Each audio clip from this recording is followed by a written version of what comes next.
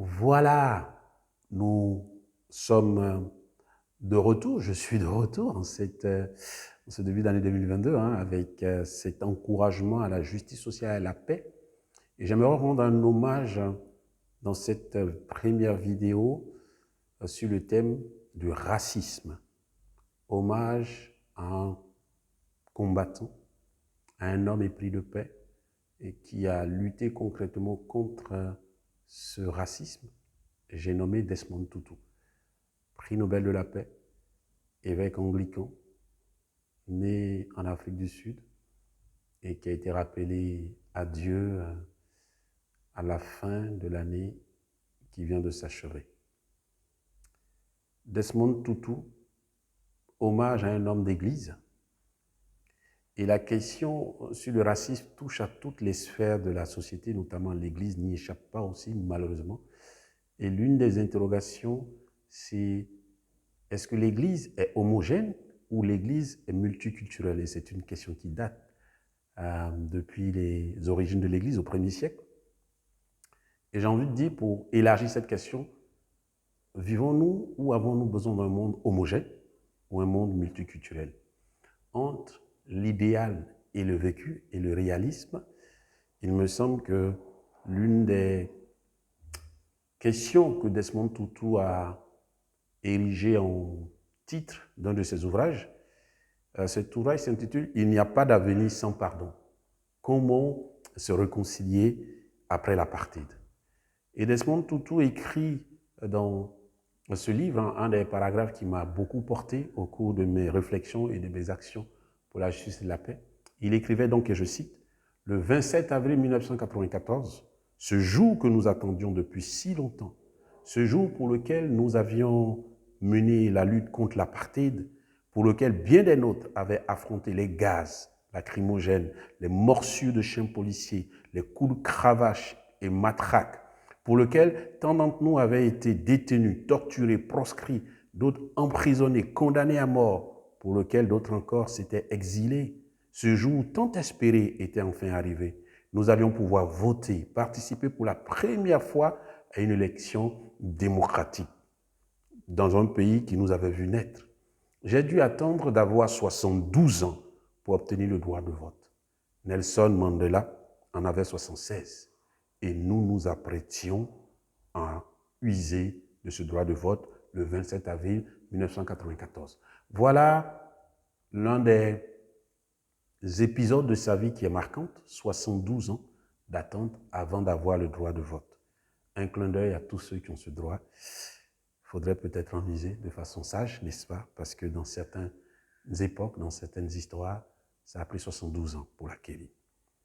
Moi, j'écris donc à la suite de ce paragraphe de Desmond Tutu, dans ce contexte d'apartheid qu'il avait su vivre avec dignité, mais lutter aussi pour que ce régime de ségrégation, de séparation des races puisse s'arrêter. J'écris, et nous, qu'est-ce qui nous fait courir depuis que peut-être nos contextes sociaux ont été récemment frappés par la guerre, frappés par les crises sociopolitiques en tout genre, frappés par le racisme. Qu'est-ce qui nous fait courir? Est-ce la liberté? Est-ce la démocratie? Est-ce la paix? Quoi donc? Et Desmond Tutu, qui est foncièrement un croyant, il aurait pu aussi se poser cette question que j'articule pour moi. Alors les croyants dans les pays qui traversent des crises, les croyants qui vivent dans ces pays-là, nous les croyants qui vivons dans ces pays, que faisons-nous? Que font-ils dans ces contextes-là? Que disent-ils? Que disons-nous? Alors je salue une fois de plus la mémoire de cet homme d'église, Desmond Tutu. Il a écrit toujours dans cet ouvrage dont je rappelle le titre, « Il n'y a pas d'avenir sans pardon, comment se réconcilier après l'apartheid ». Il écrit toujours en disant du moins, durant ce siècle, Dieu a assisté à 2 guerres mondiales. Il parle du XXe siècle. Durant ce siècle, Dieu a assisté à 2 guerres mondiales, à l'Holocauste, à des génocides au Cambodge et au Rwanda, aux terribles exactions qui ont été commises au Soudan, en Sierra Leone, dans les 2 Congos, en Irlande du Nord, au Moyen-Orient et aux excès qui ont marqué l'Amérique latine. Cette funeste énumération écrit-il, témoigne de notre capacité à nous détruire les uns les autres et de notre inhumanité envers nos semblables. Il décrit là un contexte humain déchiré, toujours en proie à la séparation, au pouvoir du plus fort ou au pouvoir de se sentir différent dans le sens de se sentir supérieur à l'autre. Et c'est là qui est la cause, c'est là l'origine de tout ce qu'il cite dans ce petit paragraphe, n'est-ce pas? Les guerres mondiales, l'Holocauste, les génocides, les exactions.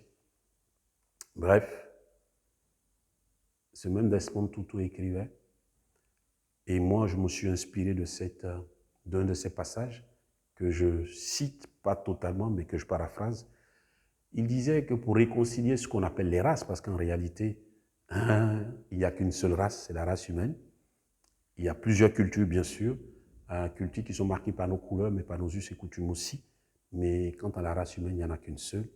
Il disait pour que nous puissions nous réconcilier et avoir peut-être un avenir en paix, en tout cas autant qu'on le peut, autant que cela dépend de nous, il écrivait, et moi je paraphrase, il dit le premier pas du pardon est donc le refus.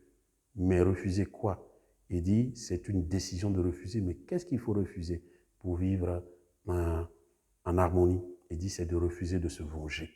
Et celui qui le dit, il le sait bien, il a vécu ce contexte de l'apartheid, mais il dit le premier pas du pardon, c'est de refuser de se venger.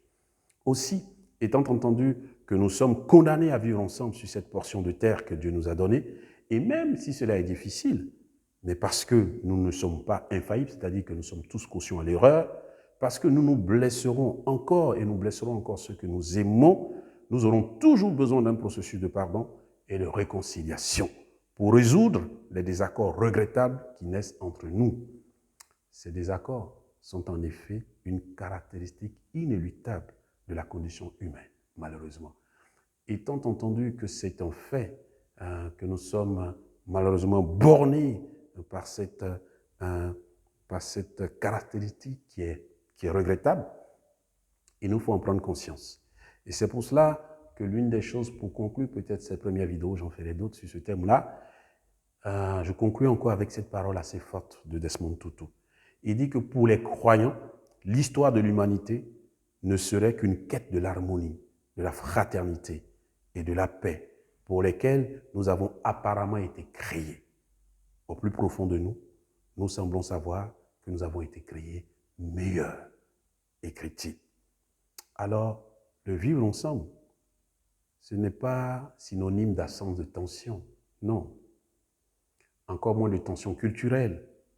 C'est pourquoi il faut peut-être prévenir les tensions en prenant en compte la réalité de nos appartenances culturelles. Il ne faut pas les nier. Il faut les assumer, mais les assumer dans le sens où nous sommes égaux et nous ne sommes pas dans une hiérarchisation des couleurs, encore moins des cultures. C'est ce que je nous souhaite pour cette année qui commence.